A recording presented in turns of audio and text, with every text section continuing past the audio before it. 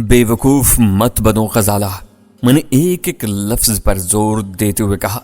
एकदम उसके अंदर जैसे कोई शय बुझ गई, कोई तार सा तड़ाक से टूटा और उसके कवा एक ही मुजमहल से होने लगे और बड़ी आहिस्तगी के साथ उसने गाड़ी के दरवाजे से गिरफ्त खत्म कर दी और हौले हौले पीछे हटते हुए सर खिड़की में से निकाल लिया। हैंडबैग का शोल्डर स्टेप उसके कंधे से खिसका और हाथ में आ गया। वो बेहिस्सो हरकत खड़ी रही। मैं उसकी आंखों में आंसुओं की चमक साफ देख रहा था। जरी गुल ने गाड़ी आगे बढ़ा दी। वो इसी तरह खड़ी रही। कोई जुम्बिश नहीं हुई उसके बदन में, सिर्फ रेशमी बालों की एक लड़ थी जो उसके चेहरे पर झूल रही थी। इसी लम्हे मुझे महसूस हुआ कि मैंने उससे खो दिया है हमेशा के लिए। मालूम नहीं यह बात मेरे दिल में क्यों आई थी। इससे पहले भी तो कई बार ऐसे मोड़ आए थे, लेकिन ये एहसास आज ही मेरे दिल में क्यों उजागर हुआ था। 14-15 बरस बाद पहली बार मेरे अंदर गजाला के लिए एकदम नरम गोशा पैदा हुआ था। किसी ने अंदर से पुकार कर कहा, ये लम्हे हाथ से निकल गए तो उम्र भर नीली आग का ईंधन बने रहोगे जहानी। गाड़ी रुकवा लो, गाड़ी रुकवा लो। मैंने जरी गुल से कुछ कहने के लिए लब खोले ही थे, लेकिन आवाज हल्क में एक सर्द गोले की तरह अटक कर रह गई। गाड़ी यू टर्न लेकर मौलवी तमीजुद्दीन रोड पर मुड़ गई थी। उस चकोर खाने वाले चौक में मुजस्मे की तरह खड़ी गजाला निगाहों से ओझल हो गई। तकरीबन 15 मिनट बाद हम सनी बैंक के करीब एक आरामदेह होटल के नीम गर्म कमरे में बैठे थे। सड़क पर खुलने वाली खिड़कियों पर दबीज पर्दे पड़े हुए थे और सामने तपाई पर चाय के बर्तन रखे थे। ट्यूब की रोशनी में मैंने पहली बार गौर से सफ्तर और जरी गुल के हुलिये देखे। वो अपने हुलिये और लिबास से सिक्का बंद बदमाश नजर आ रहे थे। दोनों ने शौक रंगों वाली डब्बीदार शलवार कमीज पहन रखी थी। पाँव में गहरे जर्द रंग की गुरगाबियां थीं। जरी गुल के शानों पर गर्म चादर भी थी। जैसा कि बाद में मालूम हुआ, सफदर की गर्म चादर बंगले में होने वाली मार कुटाई में गिर गई थी। सफदर के बाएं खात की पुष्ट पर एक जख्म था जिस पर ताज़ा पट्टी बनी हुई थी। वो बोला, शाहजहां साहब, हमारे पास वक्त बहुत कम है। मैं आपको मुख्तसर अल्फाज में वो बातें बता देता हूँ जो इन हालात में आपके लिए जानना जरूरी हैं। 7 रोज पहले साहिब साहब की कोठी से आपके गायब होते ही जोरों शोर से आपकी तलाश शुरू हो गई थी। इस रात साहिब साहब का इरादा बन गया था कि जागीरदार कादर जमान को गिरफ्तार कर लिया जाए, लेकिन फिर पंजाब के आला ओहदेदार के मुदाखलत पर यह काम नहीं हो सका। इस रात कादर जमान की हवेली पर छापा भी मारा गया, लेकिन वहां से कुछ हाथ नहीं आ सका। पूरे इलाके में सरगर्मी से मशकूक अफराद की तलाश हो रही थी। मेरे दिल में आई, क्यों न इस बेआबाद हवेली को देखा जाए जिसका जिक्र आपने किया था और जहां एक बार कादर जमान के गुंडों से आपकी मुलाकात भी हो चुकी है। मैंने जरी गुल को साथ लिया और बजरिया बस झंग पहुंच गया। हम दोनों इसी लिबास में थे जिसमें आप देख रहे हैं। कल रात 10 बजे के करीब हम हवेली पहुंचे। जैसा कि मेडिकल स्टोर वाले लड़के ने आपको बताया था, हवेली की चारों तरफ खारदार बाड़ लगा दी गई थी। हमने एक मकाम से बाड़ काटी और अंदर घुस गए। काफी तक दो करना पड़ी। बहरहाल हम छुप छुपा कर अंदर दाखिल हो गए। हमारी कामयाबी की एक वजह शायद ये भी थी कि तेज बारिश हो रही थी और वो चौकीदार जिसे हवेली के सामने वाले दरवाजे पर ड्यूटी देना थी वहां मौजूद नहीं था। हवेली अंदर से तकरीबन खाली ही दिखाई दे रही थी, लेकिन हैरत की बात यह थी कि बिल्कुल सजी संवरी थी। यूं लगता था हम 150-200 बरस पहले के किसी घर में खड़े हैं।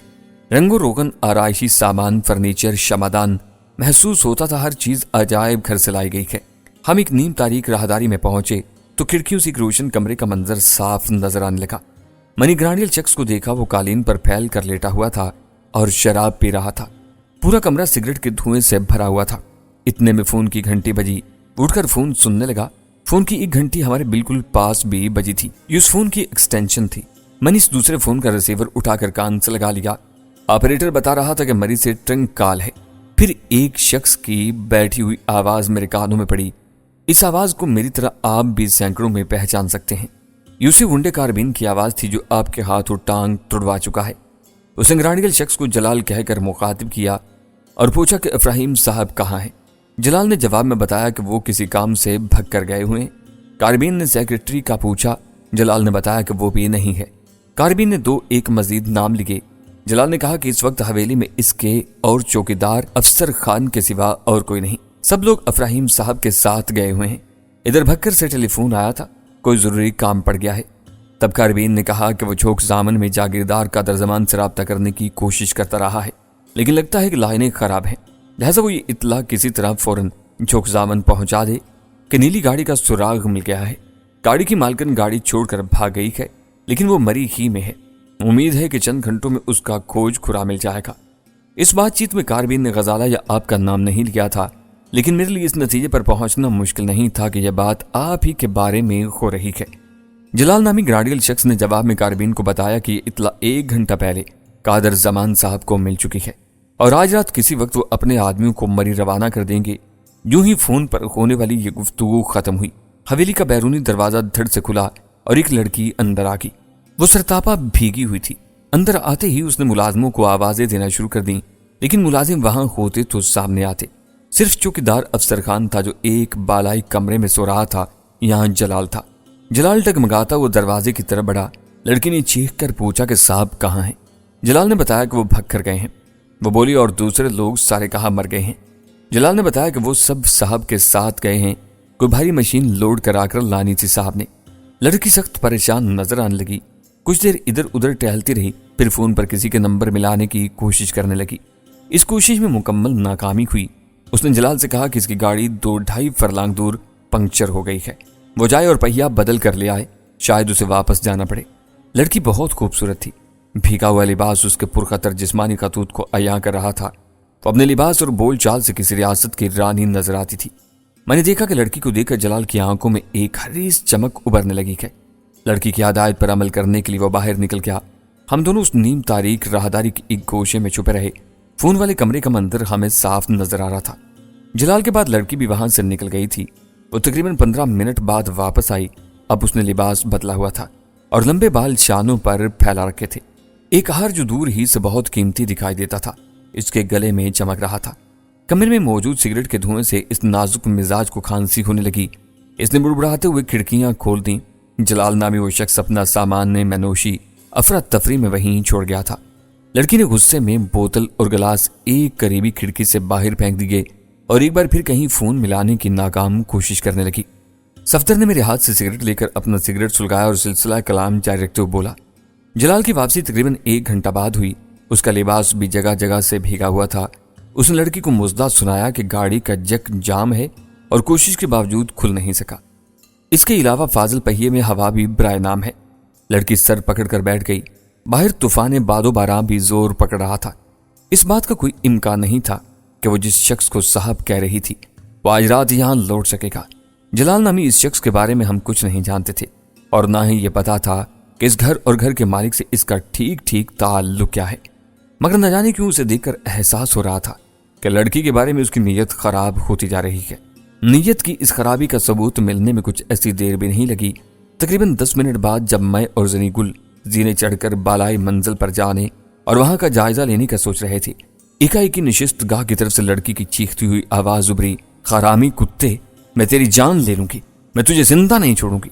اس کے ساتھ ہی دھما چوکڑی کی آوازیں آنے لگیں۔ چند لمحے بعد لڑکی پھر چیخی، افسر خان، افسر خان، کوئی ہے؟ بچاؤ، خدا کے لیے بچاؤ۔ پھر میز الٹنے اور کراکری وغیرہ ٹوٹنے کی آوازیں آئیں۔ لڑکی کی چیخیں دردناک ہوتی جا رہی تھیں۔ اب ہمارے لیے خاموش تماشائی بنے رہنا آسان نہیں تھا۔ میں نتائج سے بے پرواہ ہو کر اٹھا اور بھاگتا ہوا موقع پر پہنچ گیا۔ نشے کی زیادتی سے جلال کی صورت غیر انسانی ہو گئی تھی۔ لڑکی قالین پر گری ہوئی تھی اور وہ اسے بری طرح بھنبوڑ رہا تھا۔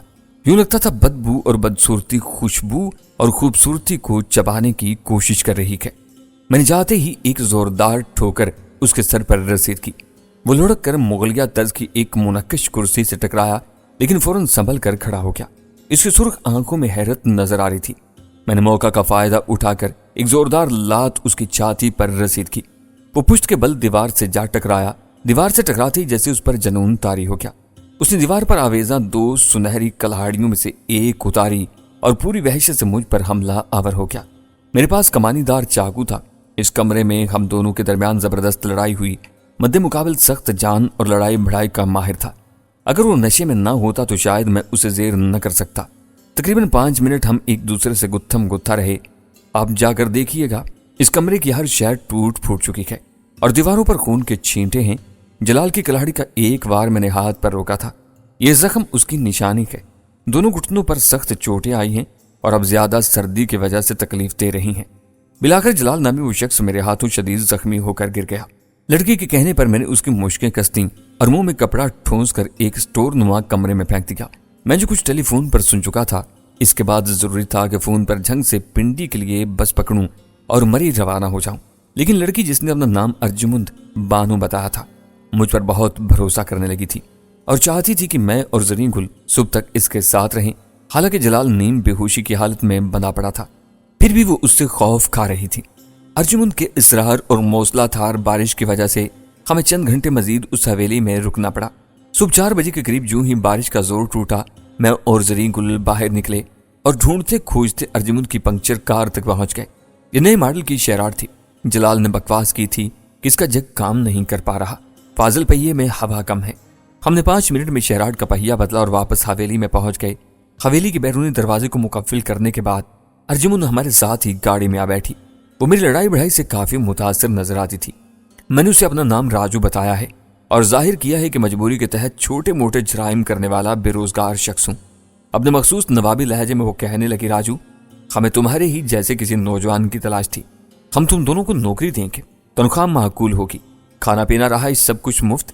اس نے مجھے خوشاب کا ایڈریس دیا اور کہا کہ ہم کل یا پرسوں دن میں کسی وقت اس ایڈریس پر پہنچ جائیں۔ صفدر نے جیب سے ایک نہایت دیدہ زیب وزٹنگ کارڈ نکال کر مجھے دکھایا۔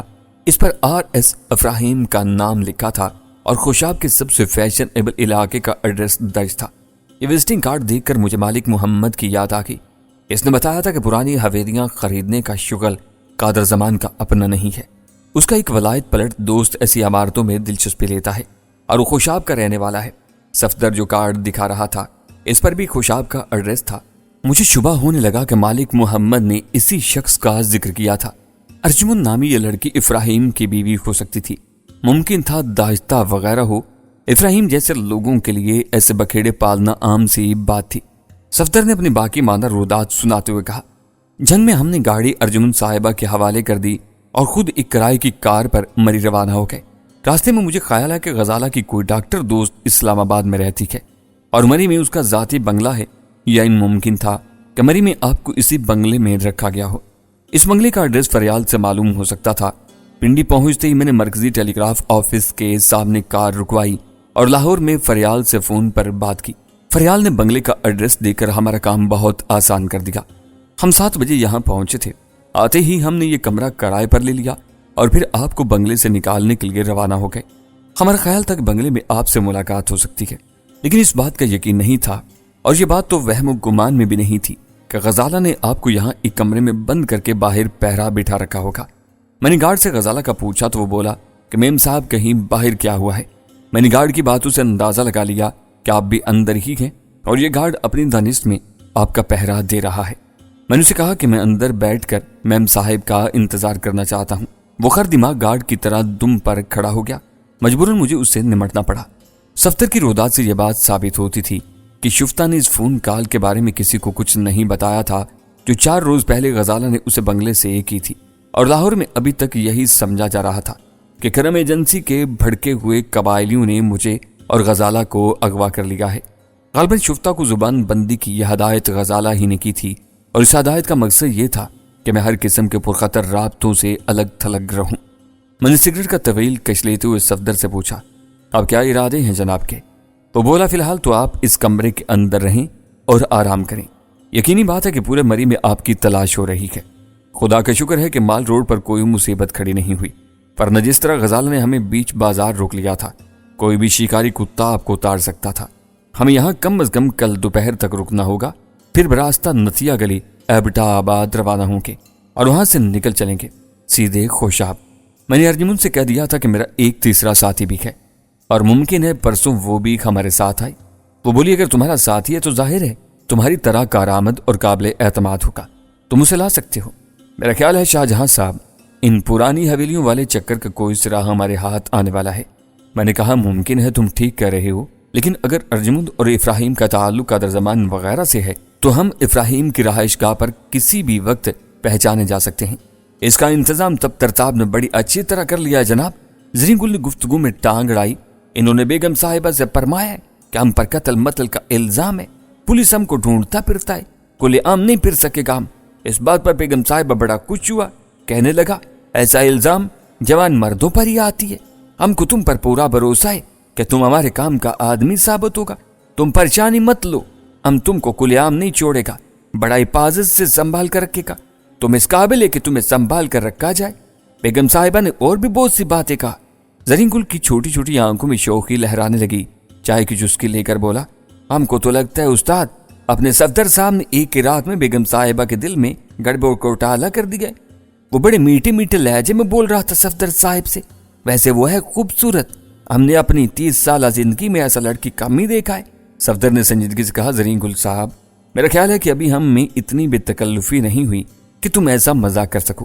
ایک تو ایسی بھونی بات کر رہے ہو، اوپر سے خود کو 30-35 سال کا بتا رہے ہو۔ کچھ خدا کا خوف کرو، 45 سال سے کم عمر نہیں ہے تمہاری۔ کسی خامی کی وجہ سے بندے کی شادی نہ ہو سکے تو اس کا یہ مطلب نہیں کہ وہ ہمیشہ 30 سال ہی کا رہتا ہے۔ صفدر کا آخری جملہ پوری طرح زرین گل کی سمجھ میں نہیں آیا تھا اور وہ منہ کھول کر بات کی تہہ تک پہنچنے کی کوشش کر رہا تھا۔ شادی کی بات پر مجھے صفدر کی شادی یاد آ گئی۔ میں نے اسے پوچھا، تمہاری شادی کا کیا بنا؟ وہ بولا، وہی جو فلموں میں بنتا ہے، عین نکاح کے موقع پر بتی چلی جاتی ہے اور جب واپس آتی ہے تو دلہن غائب ہو چکی ہوتی ہے۔ میرے والے واقعے میں دلہن تو غائب نہیں ہوئی، لیکن وہ شخص غائب ہو گیا جس کے بغیر شادی نہیں ہو سکتی تھی۔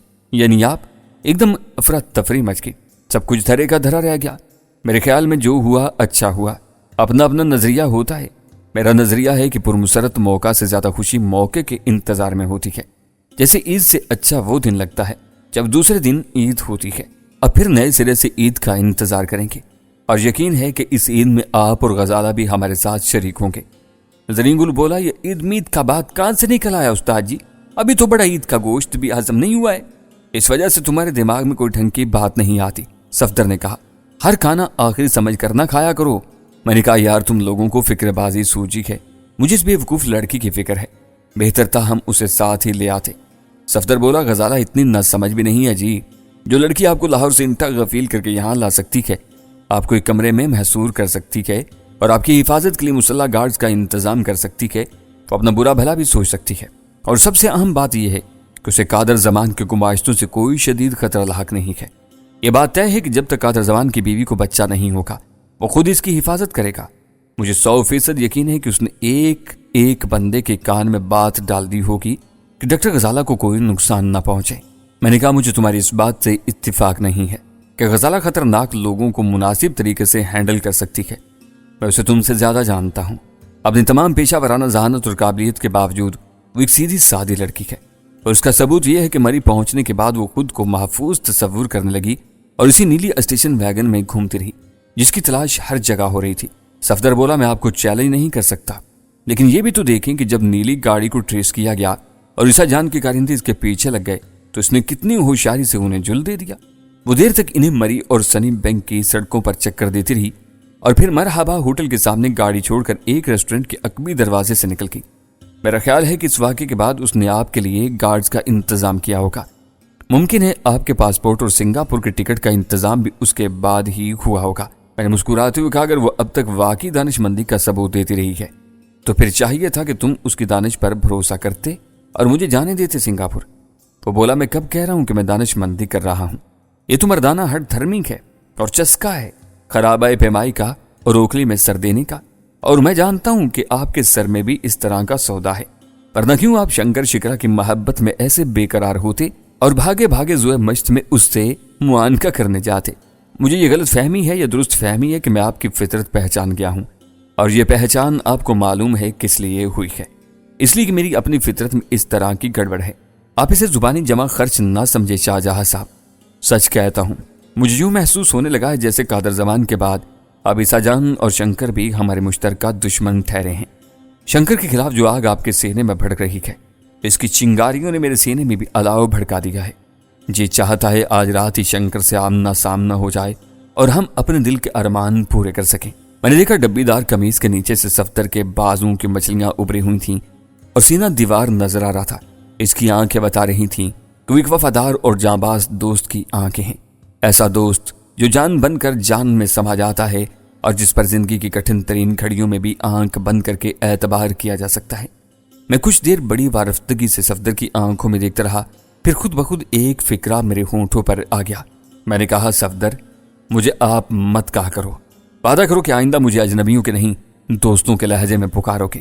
صفدر نے کہا، یہ تو بڑی مشکل میں ڈال رہے ہیں آپ۔ میں نے کہا، ابھی تو تم کہہ رہے تھے کہ تمہیں مشکلوں کا چسکا ہے۔ وہ کہہ کر مار کر ہنس دیا۔ میرا خیال ہے مجھے اپنے الفاظ واپس لینے چاہیے۔ سارے الفاظ نہیں، میں نے اسے ٹوکا، صرف جناب، آپ اور فرمائیے وغیرہ واپس لے لو۔